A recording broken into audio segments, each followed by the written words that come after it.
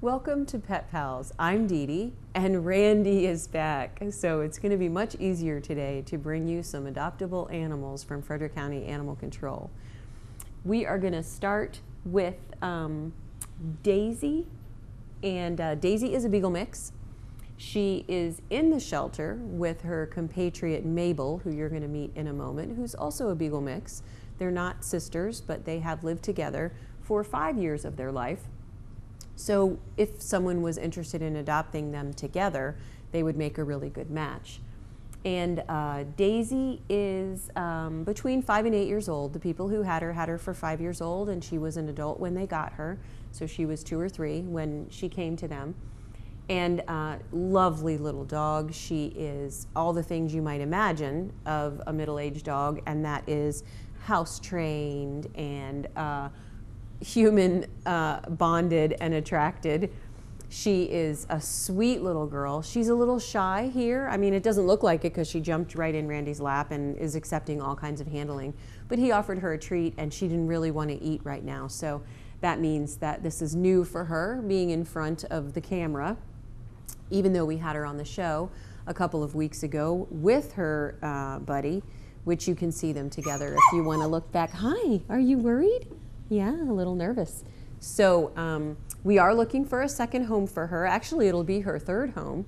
And one of the things that people often ask us is, how do so many wonderful house-trained, leash-trained, lovely dogs end up in the shelter? And all I can tell you is, for every reason that people move and families break up, is the same reasons people give for bringing their pets to the shelter. And it might be moving, it might be loss of a job, it might be a death in the family.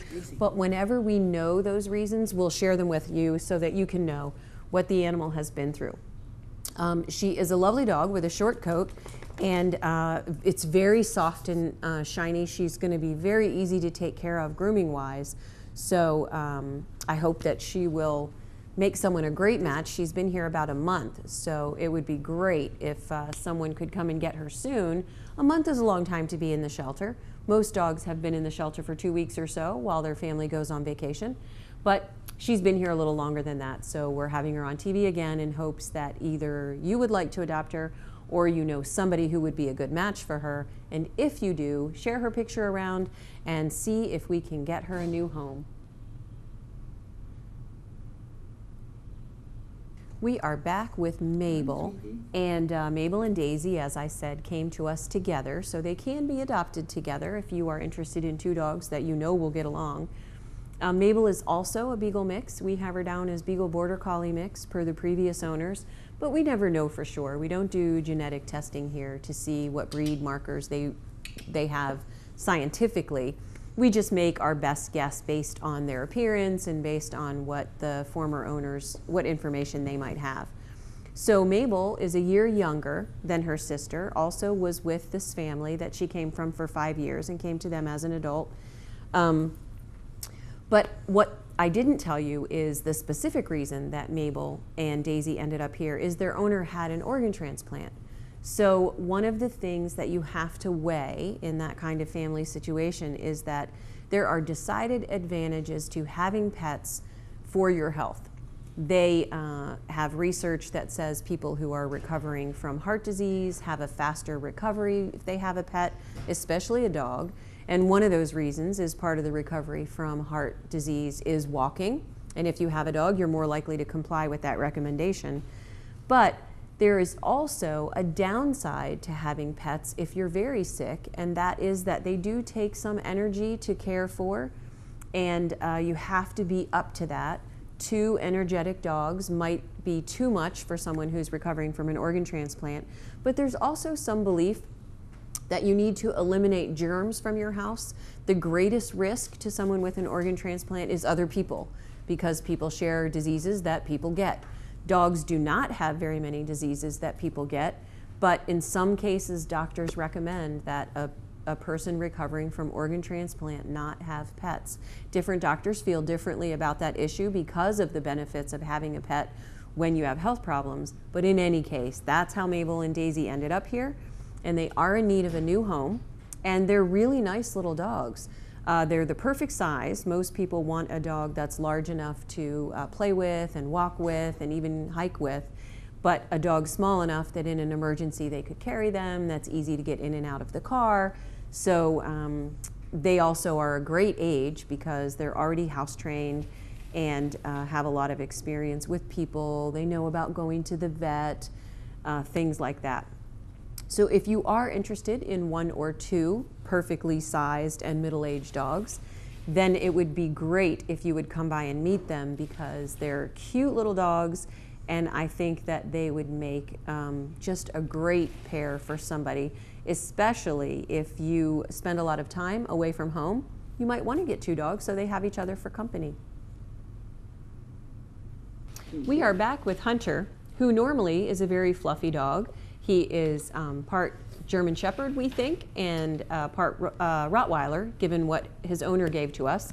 But obviously he doesn't have the coat or size or shape of a Rottweiler, so it's very possible that they chose that breed as a mix just because of his black and tan coloring, which, as you know, Cocker Spaniels can have, Beagles can have, German Shepherds do have, Dobermans have. So he is a mixed breed dog who's normally very fluffy. His family gave him up because they had allergies. And one of the things that they tried to do to be able to keep him was to shave him, thinking that perhaps if he didn't have long fluffy hair, their allergies would be lessened, and that didn't work for them. So Hunter is here. Hunter is 10 years old. So it's going to be a little harder for us to find the generous soul that will take him in, because obviously he may only be around for 4 or 5 more years, and that is asking someone a lot. It's asking someone to take a lovely, wonderful dog, which anyone would want, but to not have them for the usual 15 years that you get. But one of the things that anyone should consider when getting a dog is, okay, so let's say you're a college student, and you're going to be living here in Frederick for the next 3 years, but after that, you're going to get a full-time job, maybe move across the country. It may be easier for you to get a dog that is going to be part of your changing plans by not having to make a 10, 12, or 15-year commitment. So Hunter is available for adoption, and one of the benefits of adopting an older dog is that they're house trained. That they don't need to go for 5-mile-a-day hikes. And we do obviously examine them and give them vaccines, so we'll pass on any information that we have about his health. He is perfectly healthy, 10-year-old dog, but he normally wears a halter, so he's pulling on his leash. But one of the things about adopting a dog like Hunter is, rather than our usual $92.50 adoption fee, because he came to us already neutered and is ready to go to his new home, is that you get $40 off. So there is that advantage. You still get all the same benefits. He'll still be microchipped and started on his vaccines and everything that you get with any other dog you adopt from here. But we do discount the adoption fee because people who are generous enough to take home a mature dog deserve that break. So if you think that Hunter would make a good match for you or someone that you know, come and meet him. We are back with Peppy, and Peppy is only 2 years old. He is a Bichon Frise, which is a white fluffy dog, and they're very popular pets, active and agile and smart and friendly. He's got a great tail wag, and as you probably all know, we color code our dogs here for whether they should go to a home that's had dogs before or whether they would be a good first dog. And we have Hunter color-coded blue, which means he'd make a great first dog. And we have Daisy and Mabel color-coded orange, because they have a lot of experience, but they are older dogs, and then we want them to go together and that type of thing. But this little guy is color-coded green, and what that means is he doesn't know anything yet. He absolutely knows that he loves people, and he loves to go for walks. The volunteers love him, but he still needs to be trained to walk on a leash and possibly crate trained if you want that in your home. And I do recommend that everyone at least undertake the idea of crate training. Sometimes people say, oh my gosh, I don't want to put my dog in a cage. And we certainly don't want dogs living in cages. Absolutely not. But if you think of a crate like a crib for a baby, it is a temporary means to keep your dog safe when you can't be overseeing exactly what he's doing. It also can help with house training. But the most important reason to do it is that sometime in a dog's life, he will probably have to go to the veterinarian. He may have to go on an airplane, and he may have to go to a boarding kennel if you vacation. But the most important reason to do it is disaster preparedness. There are times that you cannot plan for when you may have to evacuate with your pets. And if your dog is able to quietly rest in a cage when you need him to, it opens you up to all kinds of options in emergencies. There are hotels that will take crateable dogs. There are shelters that will take crateable dogs. And if you have done that work when the dog is new to you, you don't have to keep it up for the dog to remember that the crate is a perfectly safe place to be and part of daily life. One of the ways to crate train a dog is to buy a roomy crate and put the dog in there 10 times a day for no reason. Put them in there with a treat, put them in there with a toy, 1 minute, let them right back out. Because what most people do is they wait and use the crate when they leave home or go to bed. Very quickly, a dog learns the crate means isolation and that you are leaving or going to sleep. Then of course they don't like it. Same with baby cribs. Every mom knows that if you put the baby in the crib and walk away, you're gonna have sleep problems. But if you gradually introduce the crib as a place to be for a minute while mom empties the dishwasher or for a minute while you take a phone call, then not so bad at all. So we definitely recommend crate training for the dog's future, even if you're not going to use one on a routine basis. It's a good skill for a dog to have. We are back with Audrey, and Audrey is part lab, part hound. She has been in foster care, and all of the volunteers like her. She is a lovely dog, and part of being a hound dog means she likes to sing, and we are right now in a room full of rabbits. You may remember her because she's been on the show before. Audrey's been in the shelter for over a month, including her foster care time. So we really need to find this girl a home. She is delightful and very soft to touch. And there is a rumor that large black dogs stay in the shelter longer than other dogs. The reason that I don't think that is necessarily true by itself is because black standard poodles and black labs are easy to find homes for. But it is true that big hound dogs, no matter what color they are harder to find homes for because, as you can see, while she's in the shelter, she is going to bark when she's excited and need lots of exercise. So she is just like a typical lab in her energy level. And since she's been in a foster home, we know a lot about her. She is completely house trained. She does not need to be crated when you're not home, although we still do recommend crate training for all dogs. She is so soft when you pet her, and I've walked her myself. I've had her in the car. She is delightful car manners, and we've taken her to the radio station. We've taken her to Pet Value. She is a good girl. It's hard to show her off in the kennel situation, so we would love for you to come and meet her or share her picture with people who might be interested in her. She would make a great walking companion, and I think she's going to make somebody really happy. Also, she's lost a bit of weight since she came here on purpose, and so she looks a lot better than when she first came in. She was a little overweight, plus we've spayed her, so that's done and taken care of.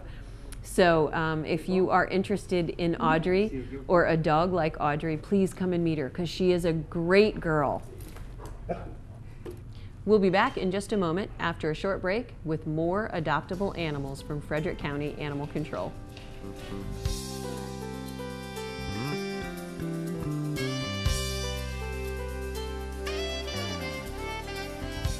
So I got this new family. And I don't know what it is about this one, but she can't seem to put down that toy. Oh, and she even talks to it. Who's she talking to? Her mom? She talks to her mom a lot.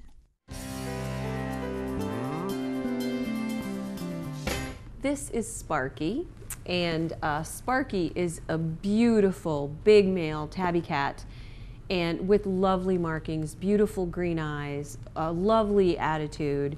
But he's been in the shelter for a couple of weeks, which is surprising since he's so friendly and striking looking. So a lot of people profess that they like large cats, and while it wouldn't hurt Sparky to lose a pound, this is more about his skeletal structure. He is a big cat. His head is big, his legs are big, his feet are big. He is a big kitty. So for those of you out there who like big cats, he might be the one for you. He's also very affectionate and just a great cat to hang out with. We also color code our cats just like we do our dogs. So if you know that you want an affectionate lap cat, look for blue labeled name tag cats. If you know that you want a more independent, rambunctious cat, then you're going to look for the green ones. Green labels also mean shy, so you'll have to get to know the cat that you are particularly interested in. One of the things that people are often drawn to cats by is their looks. It is very important not to go for the tall, dark, and handsome cat. That is bad for you. So it is much more important to go for their personality and the interaction that you have when you come in, which is why we're open late on Wednesday and Thursday and open on Saturdays, so that people who work have plenty of time to come by and take their time choosing a new family member. Sparky is quite lovely and has an amazing personality, so it should be very easy for him to find a home. We just have to find the right person for him. If you are interested in getting a cat, then please consider coming to the shelter first, and the main reason would be because we can give you a lot of information about how to choose a cat, even if you don't get one here. The secondary reason would be because when you adopt a cat from the shelter, they're spayed and neutered, microchipped, started on their vaccines, and you do save a lot of money by getting a cat from the shelter. They still need to go to the vet every year. They still can have any issues a normal cat can have, but at least you have the benefit of a good start financially, as well as good advice to get your cat settled in. If you think that Sparky would make a good addition to your family, then come down to the shelter and meet him. Our next guest is Scrappy, and Scrappy is a very young kitten, 6 or 7 months old. And as you know, we sometimes get kittens in the shelter that are newborns, that are still with their mom, that are still being bottle fed, and they can be adopted as soon as they weigh 3 pounds, and he's far beyond that. But the reason we waited until now for him to be offered for adoption is because he's so shy. So if this tugs on your heartstrings and you could be the patient, kind person that could teach beautiful Scrappy that the world is a safe place, that new rooms aren't dangerous, that strangers aren't going to do anything to him, then he's going to be the perfect kitten for you. He definitely is not ready to be necessarily the pet of multiple children. And that doesn't mean that he couldn't make one child happy that was animal savvy and patient, like a 4-H member or something like that. But he really is scared. And one of the things that can happen to cats is that if they haven't had the social experiences of going to new places and meeting a lot of strangers by the time they're 12 weeks old, then it's possible that they'll be shy with strangers for the rest of their life. So, does that mean they can't meet 5 or 6 people that they completely trust and come out of their shell with? Absolutely not. In fact, I have friends that have taken in adult feral cats and had that very experience, but it takes quite some time to get a cat that was raised outside to trust a lot of new people. So Scrappy, of course, is going to need that perfect person, and a lot of times people who like and appreciate cats are just the right kind of person to understand that he doesn't know anything about the world except in his brief experience that it is scary and bad things can happen. So he's very, very careful. As you can see, as soon as Randy took him out and comforted him and pet him, now he knows that Randy is nice. But because of his late introduction to lots of people, that's not going to convince him that I am nice. I would separately have to hold and comfort him for him to believe in two people. So it's just a labor of love. If you are interested in adopting a kitten that didn't get early experience that benefits them socially, then Scrappy might be the right one. Our next guest is Little Miss, who is already purring. And the reason it's important for you to see a lot of different cats is this is a really great example of knowing what you want in a cat, helping you pick out the right match for your family. Little Miss is a brown tabby, and she is the same age as Scrappy. But because her background is a house with 3 dogs full of kids and other cats, you can see the difference in her social experience in how she handles new things. Scrappy didn't have that experience. He just had his mom and his litter mates in a quiet house where there were mostly other cats. He didn't have challenges, scary things coming in and out. But this little girl, Little Miss, has experienced all of that. Kids picking her up, dogs trying to chase her. So to her, the shelter is just a stepping stone to her new life. She's outgoing, she's purring on Randy's lap. She didn't really want to get into the carrier, but she did. And then when she got here, she was happy to come out with encouragement. She wants to explore the whole room because her worldview and Scrappy's worldview are absolutely different. Her view is that the world is pretty safe, there's lots of fun things to see and do. So the reason these things are important to you is that when you're choosing a cat that fits your lifestyle, you want to know that there is this range of behavior even as early as 7 months old. That once they're 12 weeks old and they have formed their view of the world, whether it's dangerous or safe, then you will see this much of a difference in personality. Now, as they become adults, can it change? Absolutely. As it does for people, as it does for dogs. She doesn't have to stay friendly for the rest of her life. But if she's in a safe place, she absolutely will. She's outgoing, she's going to explore things, she wants to see the world because she already knows a lot about it and she knows how to maneuver in new situations. So if you think that Little Miss would make a nice match for you, then please come and meet her because she is one of our earlier this year kittens, and soon we are going to be inundated with the 8 and 10-week-old kittens that make her less desirable to the general selection. And the reason I say that is because when we have 8 and 10-week-old kittens in the shelter, people who are willing to do what's needed for a kitten, teach them not to climb the drapes, teach them not to get on the kitchen counter, are going to take the 8 and 10-week-old ones. And the people who want a more sedentary lap cat are going to take the adult ones. And it leaves the teenager kittens in limbo. So if you think that Little Miss is in your future, then please come to the shelter and meet her before she jumps off Randy's lap.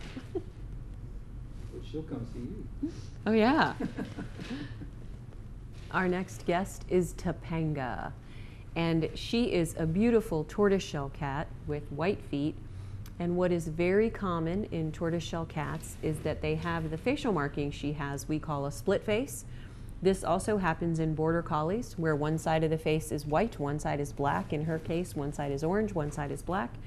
And people find it very attractive. So it is easy to find homes for these beautifully marked cats.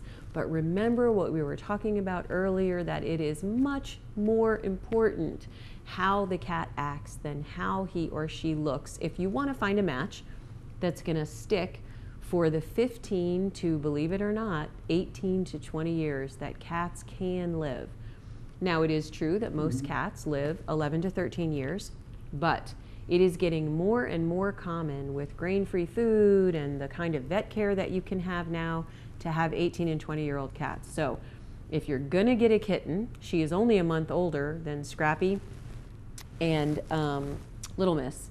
So if you're going to get a cat this young, then you need to think about your 20-year plan. And I know that might be hard if you're just, 26 or 27 years old for me to say, and you'll still have this cat when you're turning 40. But it is something to think about because you're going to move. maybe move in with other people, maybe children, will come into the picture. So you really need to think about when you get a pet that you're going to make room for them, because the reason that we are here, the reason the shelter exists, is because a percentage of people, albeit a small percentage of pet owners, cannot make the 20-year plan or the 10-year plan or the 15-year plan, and they end up bringing the pets to us sometime in the middle of their life. So we definitely want to talk to you about that, but if you already know, you are ready. I met a lovely lady last night who wants to get a puppy and pretty much has her whole life planned out and is ready for the commitment. That's all we ask, is that you've thought about it. And there's no guarantees in life for them or for us, but we really want it to be part of the plan when you come to get a pet, that you have considered how things in your life might go, how the pet's going to fit into that plan. So Topanga is ready for a new life. She is 8 to 10 months old, which means she has that full lifespan to give, and is perfectly trainable at this age. And as you can see, lovely. She loves people. She is affectionate, outgoing, brave, and has everything that a kitten should have to make an easy transition into a new life, including the unimportant good looks. Our final guest today is Callie, and Callie is a Duluth calico short-haired cat who is about 12 pounds, so she probably needs a little more exercise, and that's why we've moved her into our kitty cabana, which some of you have seen before on our show. It's a place where a cat can live more like a home-like environment, and what we hope to do this summer when we have kittens in the shelter is to have whole litters of kittens in here. It's a great way for them to grow up in an enriched environment, and visitors can come in and sit in a chair and choose a cat. We've had 22 cats adopted from this room, which lets us know that it is really important for people to be able to meet the cats that they're interested in and check out what they're like and have a chance to sit with them and get to know them better. Callie is about 6 years old. We're not sure of that age. She could be younger because the person who brought her to us got her 2 years ago, and he actually had a number of cats, so Callie can get along with other cats. But he had to move into a hotel where he could not have all of the cats go with him, so he brought the cats here. Callie is social and outgoing. In this room just 2 days ago were a couple of other cats, so she's done a great job of welcoming them and then watching them go. If she is still here next week, we are probably going to add a roommate to her life again. She seems to handle that pretty well, and of course we like to use this room for as many cats as possible because there's lots of space for them to get exercise, move around, and it's a step closer to them moving into their new home. So if you think that Callie might make a nice pet for you or someone that you know, come to the shelter and meet her, or share her picture on social networking. By sharing these pictures and episodes around, you help us to draw in more people. And even if people aren't prepared to adopt a pet from the shelter, that's fine with us because many people will volunteer or donate or spread the word or even drop off like towels. We could never have too many towels. And so Lauren has asked me to make sure I remind you guys of that at the end of every episode, which is where we are now. So thank you for joining us on Pet Pals. If you have seen any animals today that interest you, or if you have any questions at all about your shelter, how we operate, and what we offer the community, give us a call or stop by at 1832 Rosemont Avenue. You can check out the link on the screen below if you want to share this episode of Pet Pals. And even if you're not looking to adopt, the shelter is part of your community. Stop by anytime and just get to know us. Thanks for joining us, and I hope we see you next time.